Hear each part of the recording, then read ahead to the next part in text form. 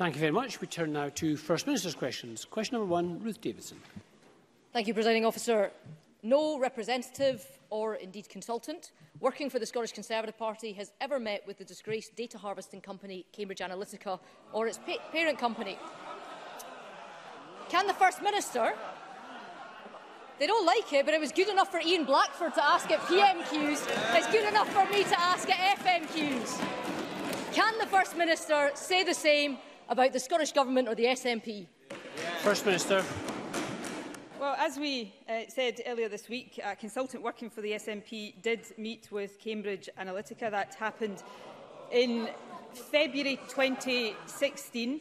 But the SNP has never worked with Cambridge Analytica. We've never hired them. We've never paid them any money to do any work for us. That surely is the fundamental point. I'm not sure, in spite of what Ruth Davidson has said, I'm not sure the Conservative Party as a whole, or indeed the UK Government under the Conservative Party, can say the same. We know that the links between Cambridge Analytica and SCL, their parent company, are many and legion. For example, a former chairman of Oxford Conservative Association used to run the SCL company. There are reports that he's now actually the CEO of Cambridge Analytica. SCL's founding chairman was a former Tory MP. A director of the company donated more than £700,000 to the Conservative Party.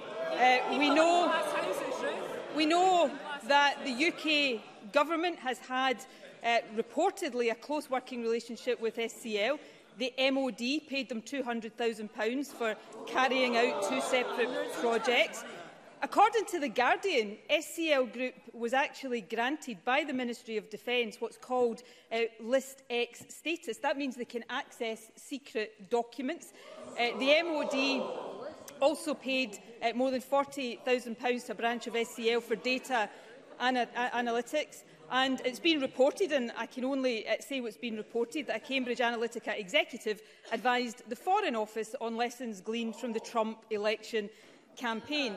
We also know that Alexander Nix, who of course was the former CEO of Cambridge Analytica, in a letter, I think, to a foreign government, claimed back in 2010 that he had worked with the UK Conservative Party. So I can say 2 things categorically. The SNP has never worked with Cambridge Analytica, and the Scottish Government has never worked with Cambridge Analytica. I'm not sure the Conservative Party or the UK Government can say the same thing.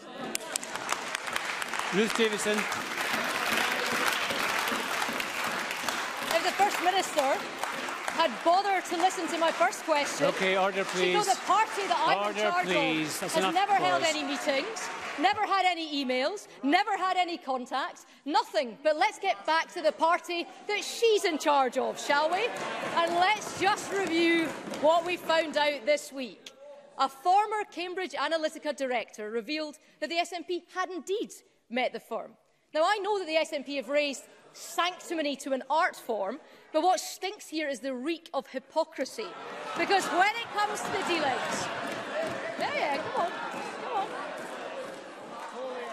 When it comes to the dealings that others have had with Cambridge Analytica, the First Minister and her party have spent weeks demanding full transparency. Yet when it comes to the SNP, it took a whistleblower giving evidence in a parliamentary committee before facts even began to be dragged out into the open.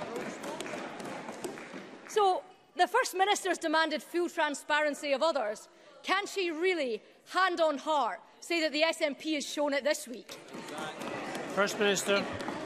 I think Ruth Davidson's missed something, because here's what Alexander Nix, the former CEO of Cambridge Analytica, said, not this week in a Westminster committee, but actually in February at a Westminster committee in response to a question about companies pitching for work. He said, "It's not uncommon for us to go and speak to political parties. Indeed, in this country, I think I've spoken with every political party, Labour, the Liberal Democrats, UKIP, the SNP and the Conservatives." So they have pitched to every political party, and the SNP is very clear.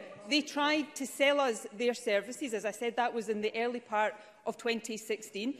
A meeting took place. But back then, before any of the concerns that we're talking about right now had come to light, the SNP decided that this was not a company we wanted to work with. We judged then that they were a bunch of cowboys. If only the UK government had done that, then they might not have some of the links that I've already read out. Ruth Davidson. But, First Minister, the UK Conservative Party weren't the ones that were caught out spreading allegations about others. That was all on you. That was all on you. And let's put the First Minister's commitment to transparency to the test. Yesterday, she was asked directly when the meeting or meetings took place and who attended. And our party's leader in Westminster was asked likewise. And she failed to answer yesterday, and he claims he never knew. Now, we've got a little bit further today, so let's get on to answer these questions. Who was the SNP consultant who held a meeting with Cambridge Analytica? When in February did it take place? And where did it take place? Because these are very simple questions to someone who's committed to full transparency. Full transparency. First Minister, please keep the order down. If Ruth Davidson had listened, she would have heard me say the meeting took place in February 2016. I am not going to name somebody who was working for the SNP as a consultant, somebody who's done nothing wrong. There is no wrongdoing.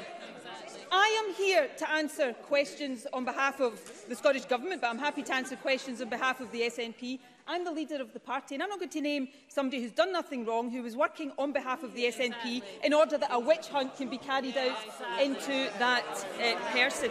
But if we are talking about transparency, then perhaps Ruth Davidson can answer some of the points about the connection. She says the Conservatives haven't done a range of things. Well, the Conservatives, we know, or it certainly has been reported, has accepted donations from a director of the parent company of Cambridge Analytica. Does Ruth Davidson think that's okay? Or here, we know, here's something else which is perhaps closer to home for Ruth Davidson, because there's another company that's reported to have very close links with Cambridge Analytica. That's Aggregate IQ. Now, remember that a group, Constitutional Research Council, run by a former vice-chairman of the Scottish Conservative Party. It was them that gave the donation to the DUP's Brexit campaign. We still don't know the source of that donation, but we know that some of that donation was spent on Aggregate IQ that have links with Cambridge Analytica. So if Ruth Davidson wants to be so transparent, will she tell us today what was the source of the donation procured by a former chairman of the Scottish Tory Party? I think it's the Conservative Party and the UK Government that's mired in links to Cambridge Analytica and its various associates. The SNP's never done any work with them because, unlike the Conservatives, unlike the UK Government, when we met them, we realised they were a bunch of cowboys. If only Ruth Davidson's colleagues had done the same. Ruth Davidson.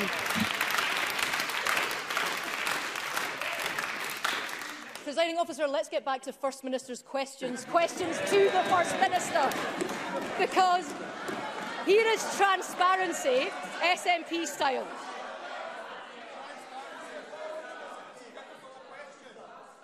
Transparency SNP style is fling out allegations at opponents, it's fail to set out your own record, it's deny you know anything about it, and then when you're caught out, it's giving half answers to legitimate questions.